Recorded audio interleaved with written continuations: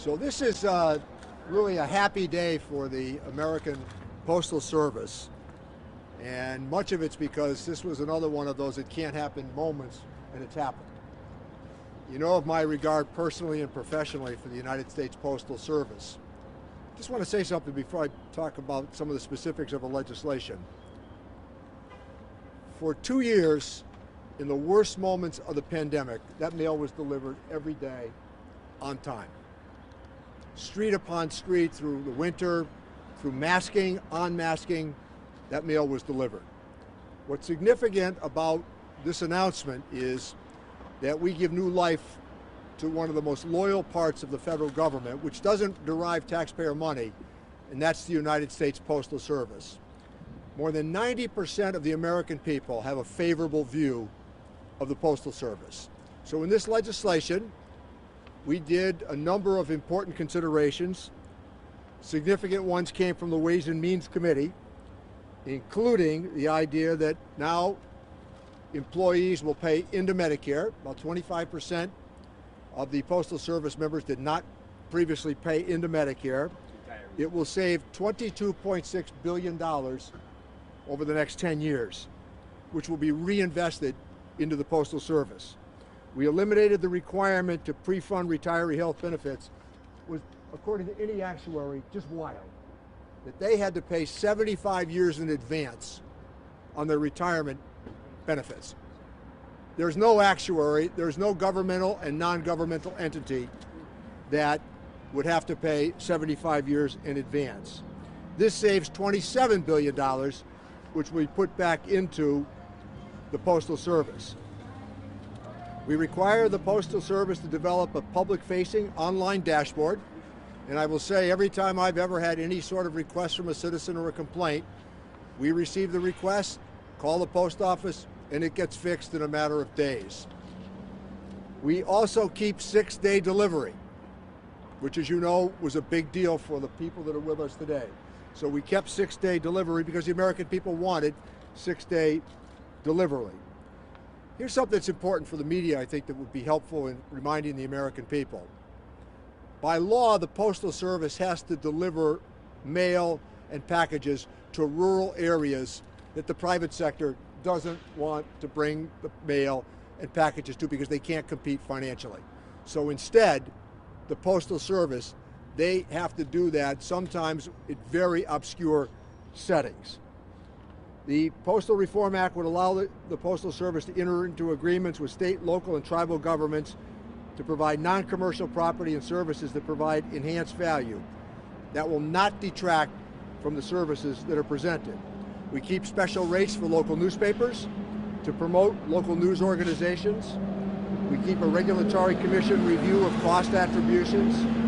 We study the inefficiencies of where the Postal Service can do a better job, as they always try to do, of making sure that the connection to the citizenry remains very strong. The operational and financial performance in terms of what we did is based into the accountability. I always also point out about the dedication of the men and women who work for the United States Postal Service the following: that on a cold, dreary winter day, for many people who are socially isolated or isolated because of health challenges, they represent the footprints in the snow.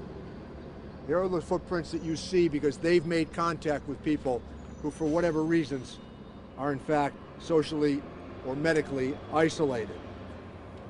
The Ben Franklin mail route is right here in Springfield. It runs down State Street. And that's another important consideration on the Knox Trail. So the relationship I've had, and I want to thank the union members. Russ is here, Mike is here. Mike is with the letter carriers, and Russ is president of the Postal Workers Union. We stood here just a couple of years ago wondering if this could happen, and it's happened. So I think it's happened because of the dedication of the people that are behind me, because they represent a very popular arm and branch of the United States government. Again, they don't utilize taxpayer money. So this will boost the service of the post office for years and decades to come. Carefully negotiated, overwhelmingly passed in the House of Representatives, the United States Senate, and Joe Biden signed the legislation last week. Questions? Does it include new vehicles in its... That's a separate entity. Okay. That's a separate consideration. There is a bit of a dispute on that. I favor more electric vehicles, but we want to make sure that that can be done practically as well. And I can always tell when a post truck comes up my street. You hear it a mile and a half away, and they're just old. And I notice on Sundays, which I think is just great, no matter what you're doing, you can hear the post truck come by because of the noise it makes. So I think getting to electric vehicles is very important, and that's going to be part of the purchasing that we do going forward. But it's also understandable some of it's going to have to be practical based on what's available. How have the challenges of the pandemic just reinforced how important this is and why this is needed? Well, I believe that it's, millions of prescriptions are delivered every day by these folks behind us, to the people that need them. 4 million a day. That oftentimes goes unnoticed in the discussion, that millions of Americans depend upon the Postal Service for their medications that are delivered in the mail. So I think that's part of the pandemic challenge, and the other part of the pandemic challenge was, I can't emphasize enough, there were a lot of us that worked from day one, and the Postal Service was part of it. I used to talk to the mail delivery people, the letter carriers, and I'm telling you, that efficiency up and down that street, pretty darn good.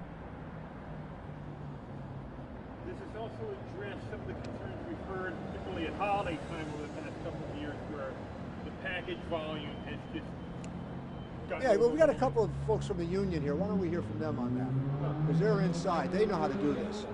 Why do you want to talk about it? The package volume at the plant was 25% over their expectations this year. We've leased a separate facility on Brookdale to process packages. This year went extremely well. They processed over 3 million packages during the Christmas time. The feedback on the floor was well organized. We had a system, had a plan. We worked with management, and we executed that plan. No delays, so to speak of, throughout this holiday season. This holiday season went very well.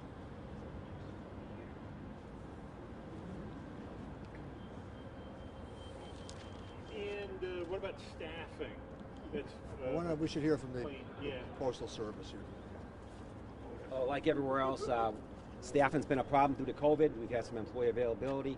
That's coming back. And generally nationwide, there is a staffing shortage in the general public. That's facing us as well. So we're in the process of hiring, always hiring. So we're looking forward to get fully staffed and serving American people like we're used to doing. And the legislation helps that?